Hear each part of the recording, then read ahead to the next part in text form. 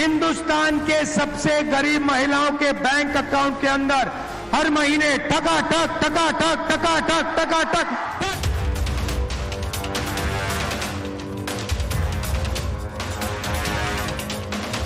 राज्य सरकार ने लोगों को बाएं हाथ में दे रहे हैं और दाएं हाथ में ले रहे हैं। सब वैसे ही लगता है कि आपको इलेक्शन आ रहा है, इलेक्शन के हिसाब से कुछ वो मतलब ऑफर्स लगाते हैं।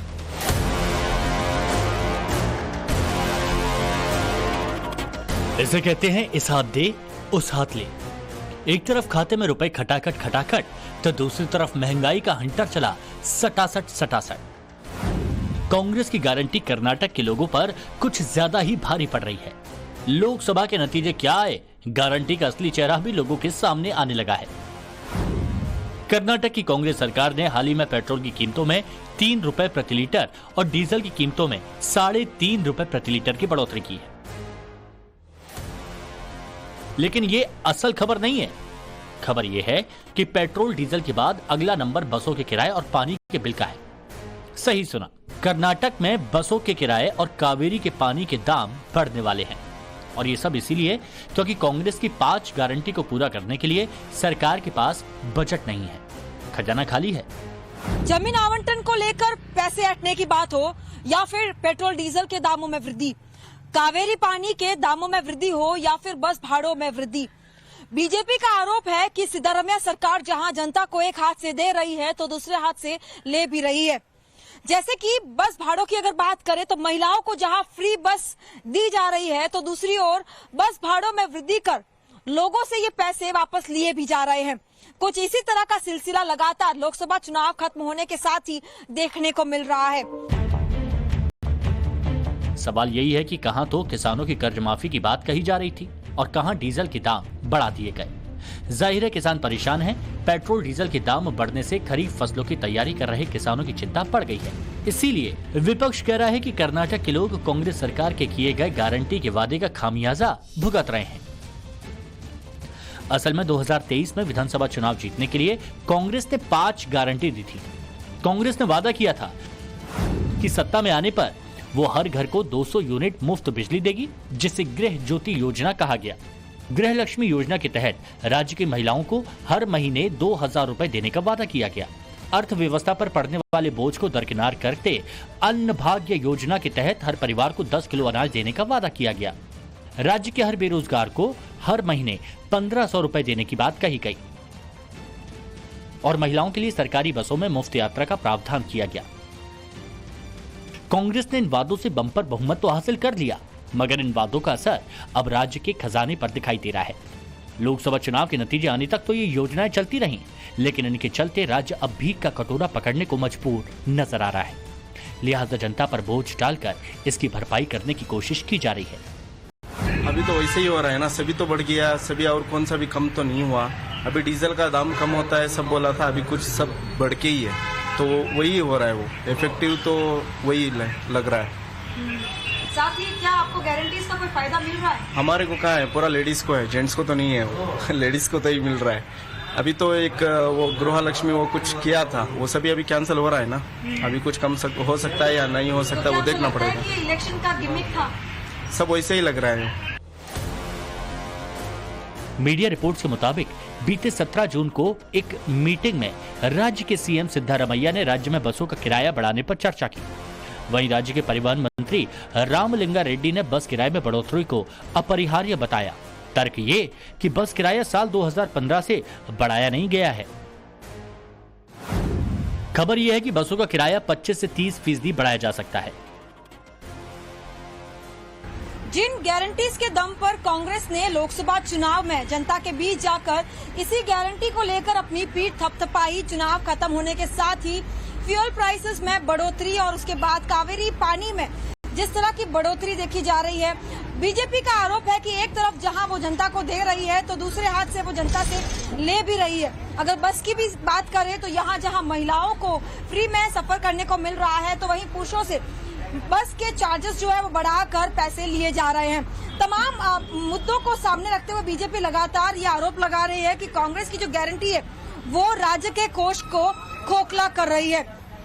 साथ ही जिस तरह से लोकसभा चुनाव में क्योंकि कांग्रेस ने अपनी पीठ अपनी गारंटीज को लेकर थपथपाई और चुनाव खत्म होने के साथ ही जिस तरह से एक के बाद एक फैसलों से आम जनता की जेब जो है वो ढीली पड़ती दिखाई दे रही है, उसने अब कांग्रेस की इन तमाम नीति पर सवाल उठाने शुरू कर दिए हैं। आप खुद सोचिए कि एक तरफ किसानों को राहत देने की बात कही जा रही है तो दूसरी तरफ डीजल के दाम बढ़ाए जा रहे हैं।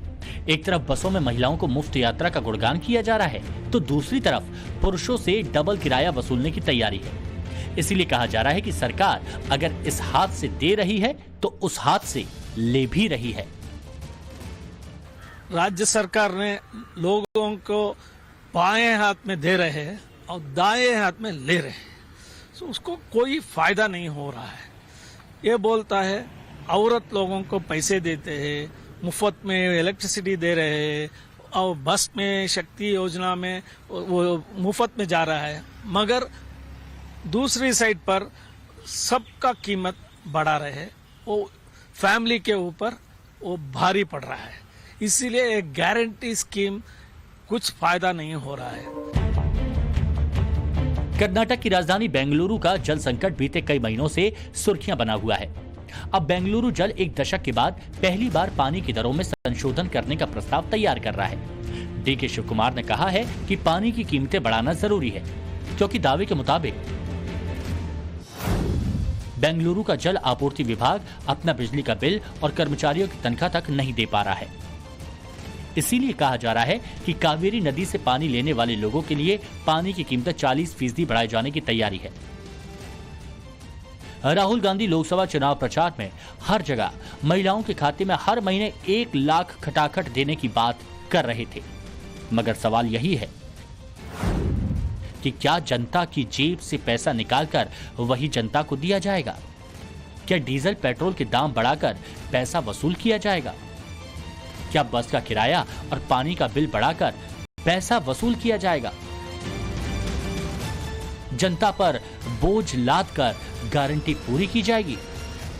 बगैर सोचे बगैर जानने के पहले स्टेट रेवेन्यू का पोजीशन सिद्धरामैया जी लोकसभा चुनाव जीतने के लिए 5 गारंटी अनाउंस किया।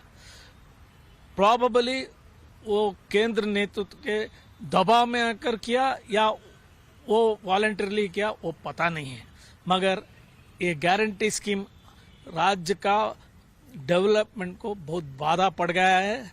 कुछ काम नहीं हो रहा है। 1 साल में एक भी बड़ा योजना अनाउंस नहीं हुआ है, एक भी काम शुरू नहीं हुआ है। हम पीछे पीछे जा रहे हैं।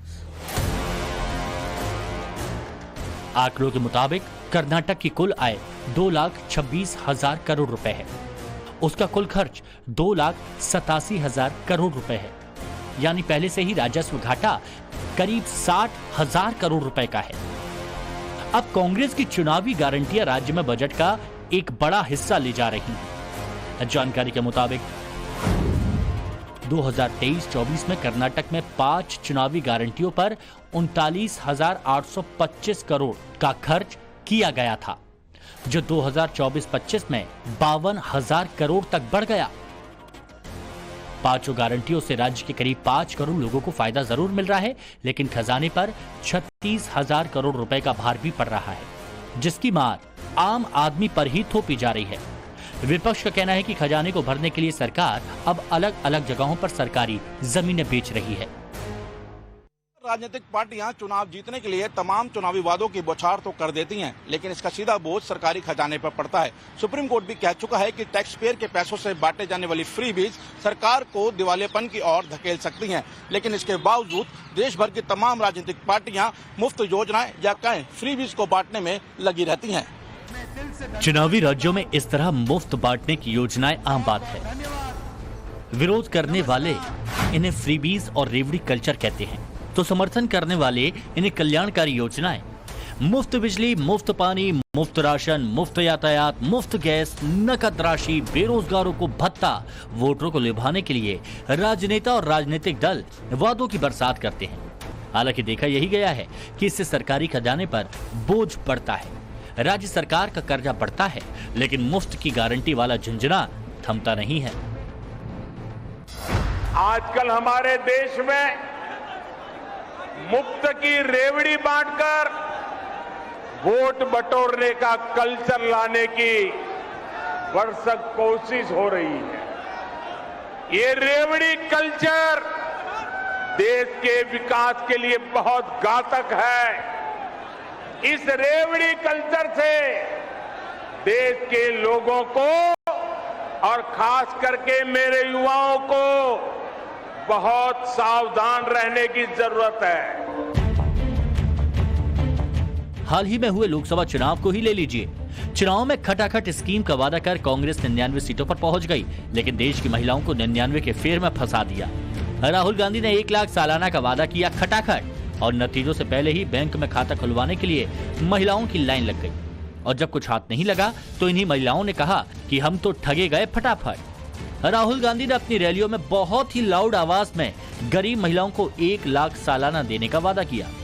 राहुल के इस वादे का असर भी दिखा।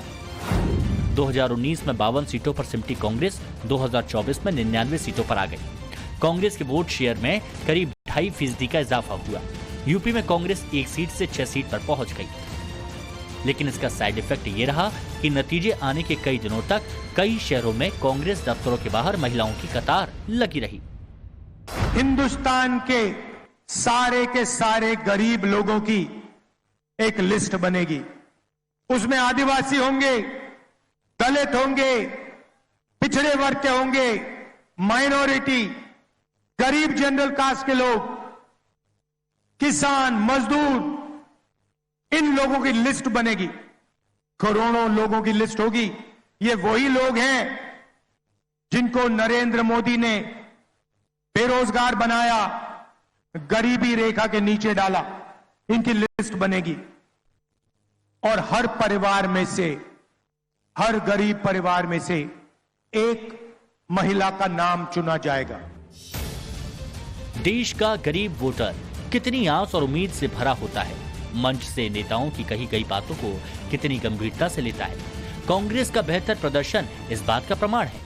लेकिन सवाल फिर वही कि मुफ्त की गारंटी का वादा पूरा करने के लिए पैसा आएगा कहां से? जनता की जेब से ही। कर्नाटक में जो हो रहा है वो इसका ताजा उदाहरण है। सवाल ये भी है कि क्या फ्रीबीज और सरकार की कल्याणकारी योजनाएं एक ही हैं? तो यहाँ ये भी समझना जरूरी है कि आमतौर पर फ्रीबीज का ऐलान चुनाव से पहले किया जाता है, जबकि कल्याणकारी योजनाएं या फिर वेलफेयर स्कीम किसी भी समय लागू कर दी जाती हैं। ब्यूरो रिपोर्ट, टाइम्स नाउ नव भारत।